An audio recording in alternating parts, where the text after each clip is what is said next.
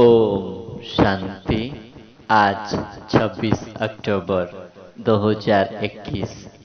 बाबा ने कहा, मीठे बच्चे, तुम जिसकी आज तक महिमा गाते थे वो अब तुम्हारे सामने हाजिर है। इसलिए तुम्हें सदैव खुशी में नाचते रहना है। कभी किसी बात का गम ना हो।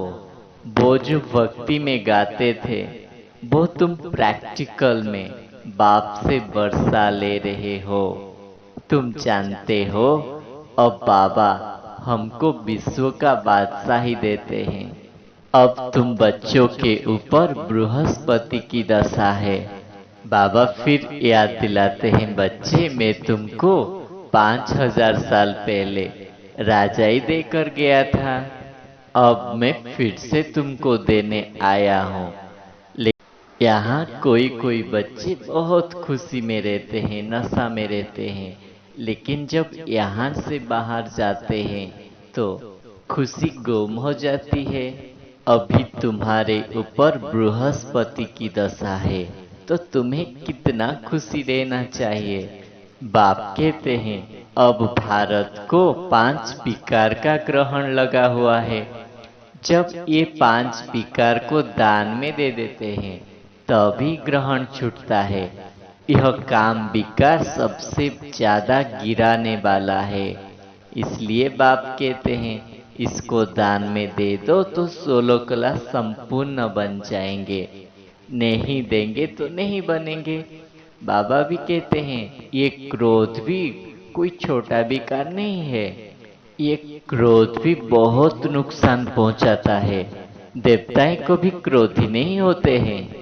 जो अच्छे पुरुषार्थी बच्चे हैं वो अपने दिल से अपने आप को पूछ सकते हैं कि मेरे अंदर कोई कमी तो नहीं है, कोई छोटा मोटा कांटा तो नहीं है। तो बाप राय देते हैं, मीठे बच्चे, कोई भी कांटा है तो उसे निकाल दो, क्योंकि सत्युग है फूलों की बगीचा। अभी तुम कांटों के जंगल में हो। सारे मनुष्य इस समय कांटे बन गए हैं, लेकिन तुम्हें फूल बनना है, फूलों की बगीचा में जाना है ना। तुम मोस्ट ब्यूटीफुल बनते हो। सबको हसीन बनाने वाला एक एवर हसीन बाप ही है। सब सजनियों को अर्थात बच्चों को हसीन बनाते हैं ना। तो तुम बच्चों को खुशी रहना चाहिए। अब बाप फिर से आया हुआ है हमको फूल बनाने के लिए। फिर बाबा ने कहा, बाप तुम्हारे साथ अब सच्चा सच्चा व्यापार करने आया है। जैसे व्यापारी लोग अपना खाता हमेशा ठीक रखते हैं, घाटा डालने वालों को अनाड़ी कहा जाता है ना। अब तुम भी बाप के साथ सबसे बड़ा व्यापार करते हो। कोई बिल्ला व्यापारी व्यापार कर सकता है, यह अविनाशी व्यापार है ना। और सब व्यापार तो मिट्टी में मिल जाने वाला है। अभी तुम्हारा है सच्चा व्यापार। बाप है बेहद का सौदागर रत्नागर।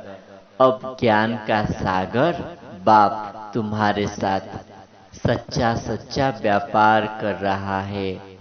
अभी तुम बच्चों को कौन पढ़ा रहा है?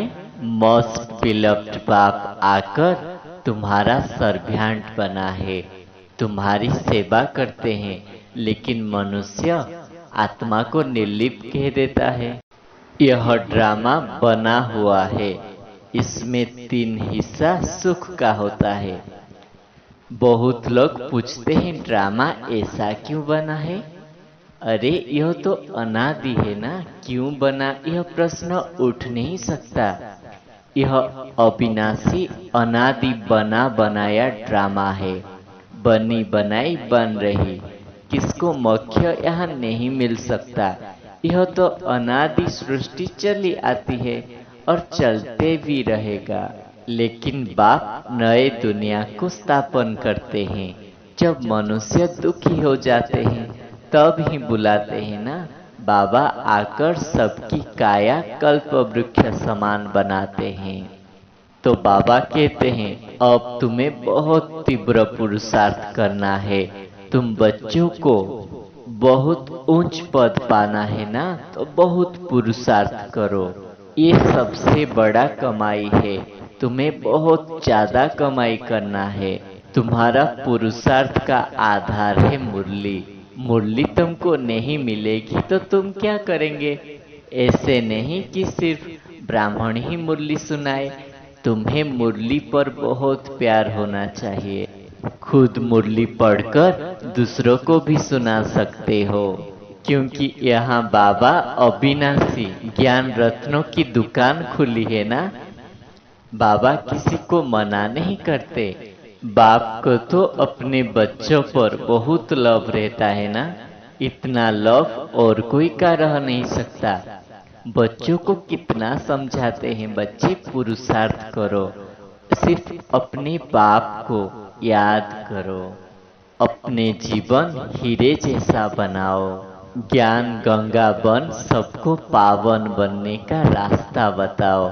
फिर वरदाता बाप आज हमको वरदान दे रहे हैं, संतुष्ट मणि भव। सहनशीलता के गुण द्वारा कठोर संस्कार को भी शीतल बनाने वाले ही संतुष्ट मणि होते हैं।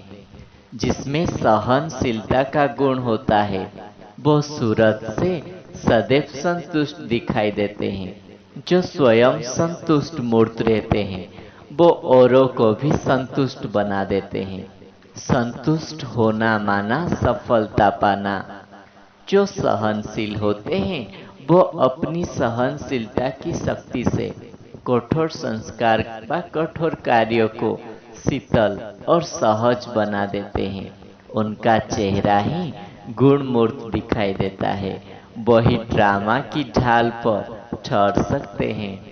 तो बाबा ने कहा जो सहनशीलता का गुण है वो हमारे चेहरे से संतुष्टता से ही दिखाई देता है। जो सहनशील आत्मा है, संतुष्ट आत्मा है, वो सदैव सफलता पाता है। कितना भी कठिन कार्य हो, कठिन संस्कार हो, उसको वो शीतल और सहज बना देता है। तो उनका चेहरा सदैव गुणमूर्त दिखाई देती है। वो ही ड्रामा की ढाल पर ठहर सकते हैं। फिर स्लोगन में बाबा ने कहा जो वाणी द्वारा नहीं बदलते हैं उन्हें शुभ वाइब्रेशन द्वारा बदल सकते हो।